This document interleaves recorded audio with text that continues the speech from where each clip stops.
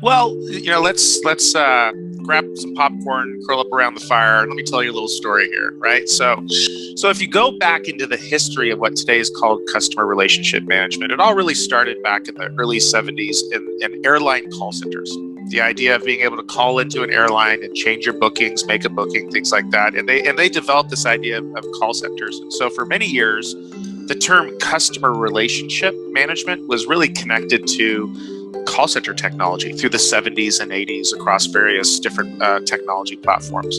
It was in the mid 90s that just this brilliant man named Tom Siebel left Oracle, created a company called Siebel Systems, and started delivering software for field salespeople to help salespeople keep in better contact with their customers. And at that point in time, the term customer relationship management got really attached to what we now call Salesforce automation. So at that point in time, it was really around helping sales reps manage their day, contact lists, tracking their deals, who they talked to last, things like that. And with the advent of laptops in the early 90s, that really stimulated that industry and launched it forward. A few years later, and by the way, contact center technology is still there, customer service technology is still there, but really separate worlds.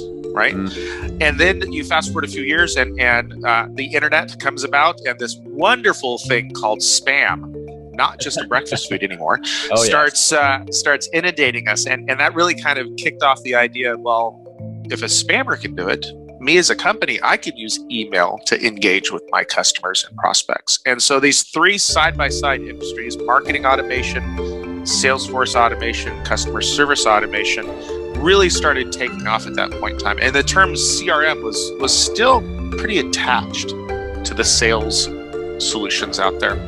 Fast forward several years, the analysts in the industry consolidated all together under the CRM banner, sales, marketing, customer service. But still a lot of people connected CRM in their heads to Salesforce automation. And that's actually been a little bit of the legacy around SugarCRM. When we started the company back in 2004, we planned to name the company just Sugar. We loved the term sugar. And then we got our first lawyer, and our lawyer said, and we tell the lawyer, let's go trademark that term. He says, oh, sugar's hard to trademark. You should add something onto it. Okay, what is that? And so we added on CRM.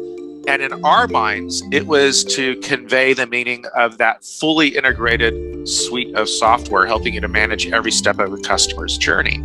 And but over time, it really still got connected to the Salesforce automation idea. And we ended up really succeeding in that area. And so for a long time, many of our customers thought of SugarCRM as equaling, of course, they're all about sales software. As we've grown as a company and as we've matured and our customers have grown and matured, they now look to us to help solve that full front office suite that I talked about a moment ago. And so we've evolved beyond just sales technology to that full suite. And to me, it's a little bit of going back to home, because that was our original vision, was the full suite. And we just got really focused for about a decade on sales technology. So there's a little bit of a primer on the term CRM.